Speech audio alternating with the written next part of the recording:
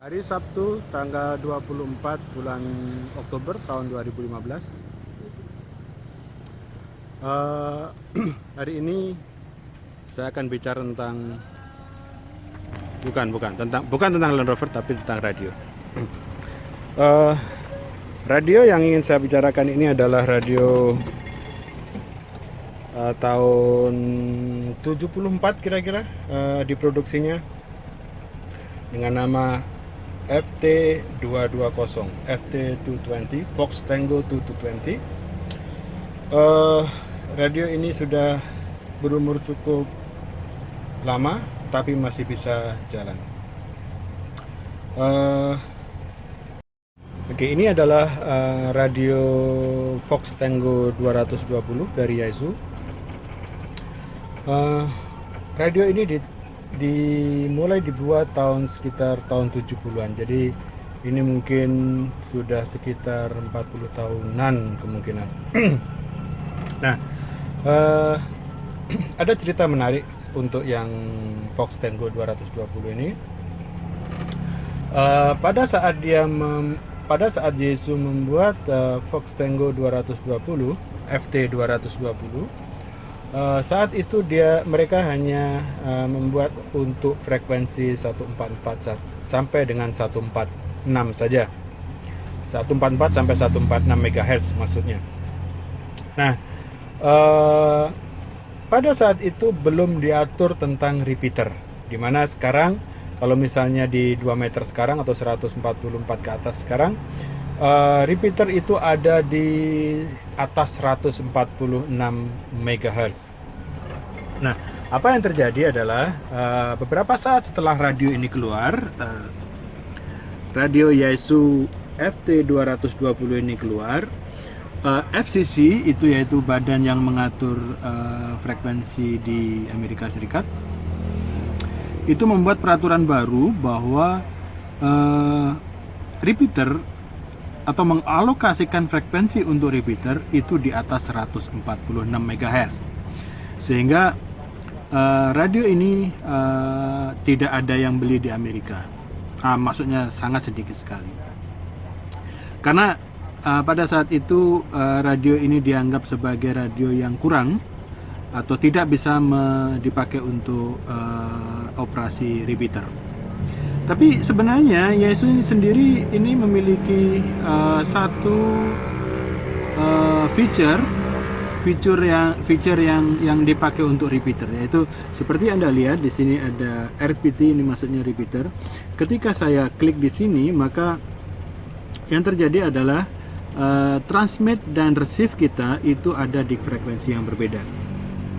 Tapi ini tidak bisa lagi digunakan karena repeater itu tidak peraturan repeater sekarang ada di atas 146 MHz yang di luar dari band yang di cover oleh Yaesu FT220. Nah, itu sedikit cerita tentang FT220 ketika radio ini keluar ke pasar. Selanjutnya saya akan bicarakan tentang fitur-fitur yang lain dari FT220 ini.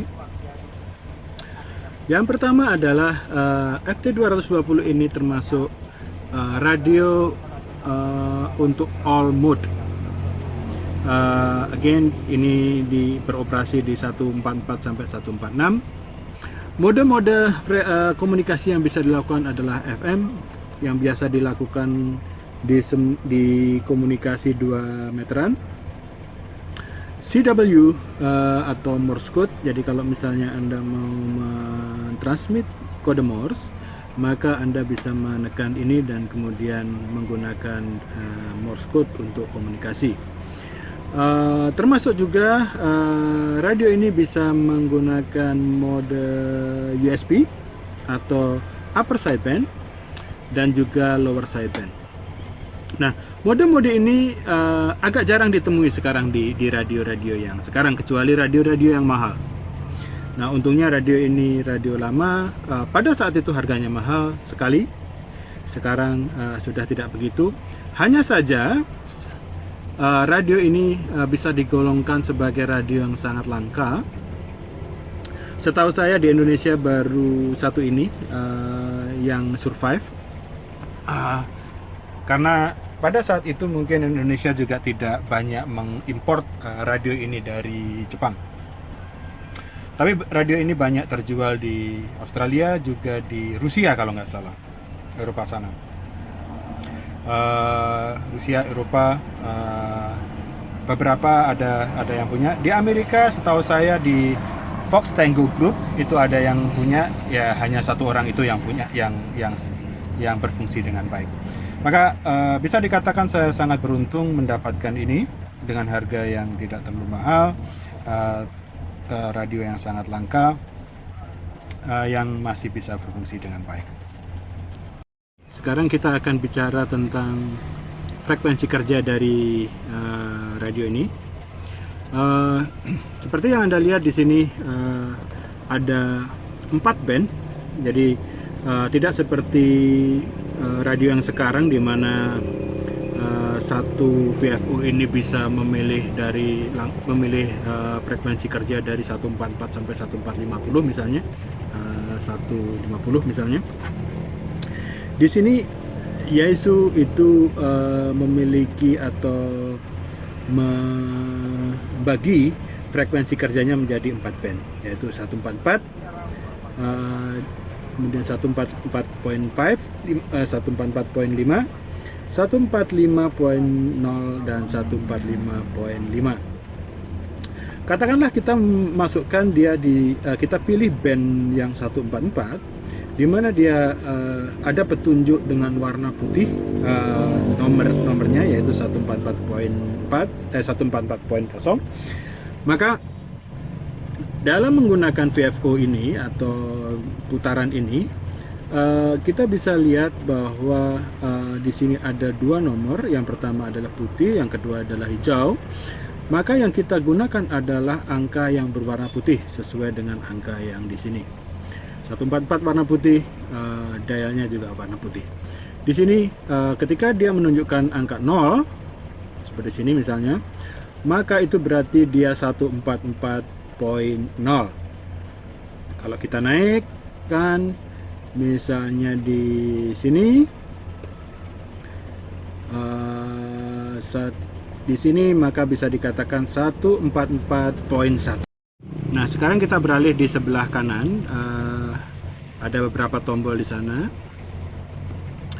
Tombol ini gunanya adalah untuk squelch. Squelch seperti biasa, kalau misalnya Anda tutup, Anda buka, maka dia akan bisa kedengaran suara sos begitu. Anda tutup sedikit sehingga suara gangguannya hilang. Nah, di sini adalah AF gain. AF gain itu pada dasarnya adalah volume. Anda bisa lihat volume, membesarkan dan mengecilkan volume.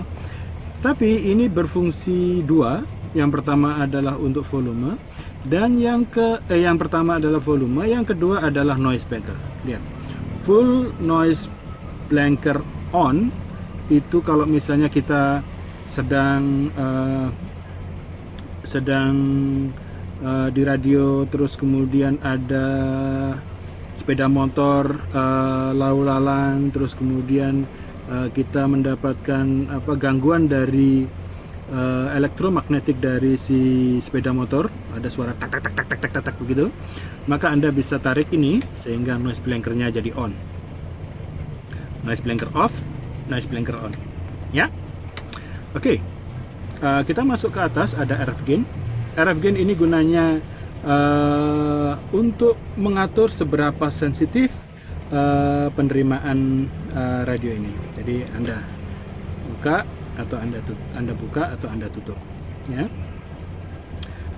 Semakin Anda tutup, maka semakin tidak sensitif. Terus di sini itu ada meter. Ini hubungannya dengan meteran yang ada di sini. Kalau misalnya saya taruh di S meter, maka yang diukur adalah power. Jadi powernya, penerimaan berapa, dan transmitnya berapa. Kalau FM center, katakanlah begini, maka meteran ini dia akan masuk ke tengah atau di pas di tengah, nanti kita bisa lihat dia ukurannya berapa. SSP itu hanya berlaku kalau misalnya kita menggunakan single sideband, yaitu di upper maupun di lower sideband. Kemudian ini FM maker, saya kurang tahu seperti apa. Nah, di sini juga ada channel, jadi ada 4 channel yang bisa kita lakukan. Kalau misalnya kita bekerja menggunakan VFO putaran ini, maka VFO ini yang kita tekan masuk, artinya on. Kalau misalnya kita mau memakai channel, maka kita bisa masukkan channel 1, channel 2, channel 3, dan channel 4. Nah, channel-channel ini tidak seperti di radio yang modern, itu menggunakan digital, dengan mudah kita mengaturnya, memasukkan kepada memori. Tapi tahun 70 masih tidak begitu. Channel-channel ini diatur oleh namanya kristal. Jadi untuk menggunakan channel ini, maka kita harus memasang kristal di komponen di dalam. Ini adalah optional dan ini tidak terpasang semuanya, sehingga kita harus membelinya dan kemudian memasangnya sendiri kalau kita ingin menggunakannya. Anyway, ada 4 channel di sini. 4 channel ini artinya 4 kristal yang bisa kita pasang, tergantung frekuensi yang kita inginkan. Nah, 4 channel ini, kalau misalnya kita tekan channel 1 misalnya, maka fix ini akan nyala. Itu artinya kita menggunakan fix frekuensi, yang dimana kita atur berdasarkan kristal yang kita pasang. Nah, karena di sini ada 4, channel 1, 2, 3, dan 4, dan juga di sini ada band, 4 band, 1, 2, 3, 4. Masing-masing kristal ini bisa dipakai untuk masing-masing band, sehingga masing-masing kristal ini akan memiliki frekuensi kerja yang berbeda di masing-masing band. Sehingga yang terjadi adalah 4 band dikalikan 4 channel, itu kita akan memiliki 16 kombinasi channel yang bisa kita masukkan dalam frekuensi ini. Oke, apalagi yang belum adalah clarifier. Clarifier ini kalau misalnya kita on kan clarifiernya maka clarifier ini akan keluar. Pada dasarnya clarifier ini untuk memperjelas suara, memperjelas transmit dan ini. Jadi kalau katakanlah kita ada di frekuensi berapa ini? 145.15 misalnya. Kemudian ada yang drifting, kita transmitnya di 145.155, tapi ternyata lawan bicara kita itu bisa diterima dengan baik di beberapa kilohertz di bawahnya, maka kita bisa menggunakan clarifier ini. Ya, kita bisa mengatur baik itu plus maupun minus. Apakah kita mau agak turun ataukah agak naik dari frekuensi kerja yang kita pasang di sini. Kalibrasi ini gunanya untuk menyamakan antara dial ini dengan plate ini. Jadi ada kalanya kalau misalnya kita pasang itu tidak pas, maka kita bisa pakai ini. Sampai di situ, oke. Sepertinya sudah saya jelaskan semua. Oh ya, phone. Kalau Anda tidak mau membangunkan istri Anda atau saudara Anda atau anak Anda atau tetangga, maka Anda bisa masukkan headphone di sini dan kita mendengarkannya secara pribadi. Oke. I think apalagi tidak ada repeater tadi sudah. Oke. So, jadi seperti itu. Oke, sekarang kita akan mencoba dari radio ini. Kita akan mencari frekuensi di mana kita bisa mencoba atau transmit dan juga receive.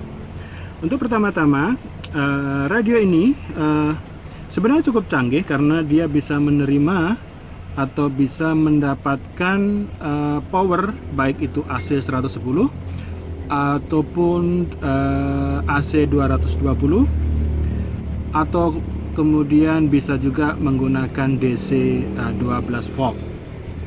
Nah, saat ini saya menggunakan DC 12 volt karena saya ada di mobil. Ya, ini adalah Land Rover saya, ada di mobil, dan kemudian powernya sudah masuk ke sana. Kalau misalkan Anda lihat, power masuk, ya. Terus kemudian kita juga lihat ini adalah antena. Bisa Anda lihat itu dihubungkan dengan antena yang di situ, ya, 2 meteran. Oke, kita akan mulai untuk mencoba radio ini. Semua sudah on, terpasang dengan baik. Maka untuk menghidupkan radio ini cukup kita menekan tombol power. Kalip pas tengah, repeater off, 1440 clarifier off, squelch di angka 2 mungkin. Terus kemudian AF gain di tengah, S meter, meter di S meter, terus kemudian RF gain juga di tengah. Oke, channel kita masukkan ke VFO, ya. Terus kemudian kita cari frekuensi yang bisa kita ajak bicara. Itu minta foto yang dari kendaraan. Ya mana buat lagi arisan apa?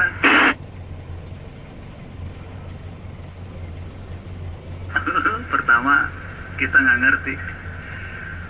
Wah, itu bahasanya tinggi gitu. Bahasanya